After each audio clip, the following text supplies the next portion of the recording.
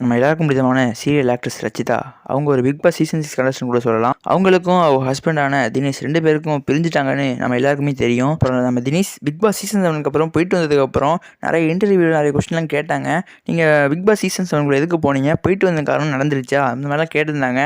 நான் big Boss season 7 எதுக்கு தேர்ந்தெடுத்தேன்னா, நான் என் ஒய்ஃப் கூட சேர்றதுக்காக தான் பிக் பாஸ் சீசன் 7க்குள்ளேயே வந்தேன். இது மூலம் நான் எப்படியாவது நான் சேர்ந்துருவேன், நிறைய எஃபர்ட்லாம் போட்டு நான் எப்படியாவது என் ஒய்ஃப் கூட சேர்ந்துருவேன், அந்த மாதிரிலாம் சொல்லியிருந்தாங்க. ஆனால் பிக் பாஸ் சீசன் 7 போயிட்டு வந்ததுக்கப்புறம் ரச்சிதாவோட சேர்ந்தாங்கன்னு கேட்டிங்கன்னா அதுதான் இல்லை. எல்லாமே ரிவர்ஸ் ரியாக்ஷனாக நடக்குதான்.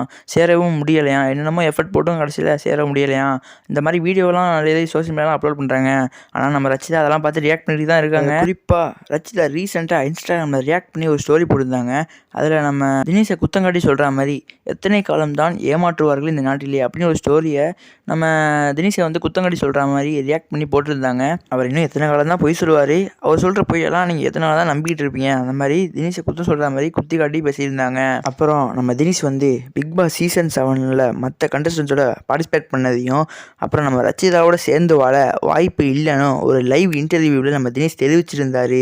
அதை கேட்டு மக்கள்லாம் ஒரு பெரிய அதிர்ச்சி ஆனவங்க கூட சொல்லலாம். அந்த லைவ் இன்டர்வியூ நீங்கள் பார்த்தீங்கன்னா சொல்லி கமெண்ட் மறக்காமல் சொல்கிறோம். நம்ம தினேஷ் வந்து நம்ம ரச்சிதாவோட இனிமேல் சேர்ந்து வாழவும் வாய்ப்பு இல்லை, நான் இனிமேல் ஆனால் எஃபர்ட் போடுவேன், என் ஒய்ஃபோடு சேர்ந்து வாழ நிறைய எஃபர்ட் போடுவேன், ஆனால் அதுக்காக தான் பிபி சீசன் 7க்குள்ளே போனேன், ஆனால் இந்த மாதிரி நடந்துருச்சு, நான் இது மாதிரி நடக்கும்னு நான் எதிர்பார்க்கல, எல்லாம் ரிவர்ஸ் ரியாக்ஷனாக நடக்குது, அந்த மாதிரியும் தெரிவிச்சிருந்தார். ஆனால் நீங்களே சொல்லுங்கள், நம்ம தினேஷ் பிக் பாஸ் சீசன் 7 ஆப்பர்ச்சுனிட்டியை அவர் ஒய்ஃப் கூட சேர்றதுக்காக தான் யூஸ் பண்ணிக்கிட்டாரு.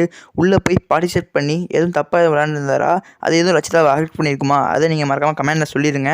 அவர் சேர்ந்து வாழ முடியுமா, எதுவும் வாய்ப்பு இருக்கா அப்படின்னு கேட்டிங்கன்னா, அவர் முடிஞ்சாலும் எஃபெக்ட் போடுவார், என் ஒய்ஃப் கூட கண்டிப்பாக நான் சேருவேன், நான் I am still waiting for you அப்படிலாம் நிறைய சோஷியல் மீடியாலாம் அப்லோட் பண்ணியிருந்தார்.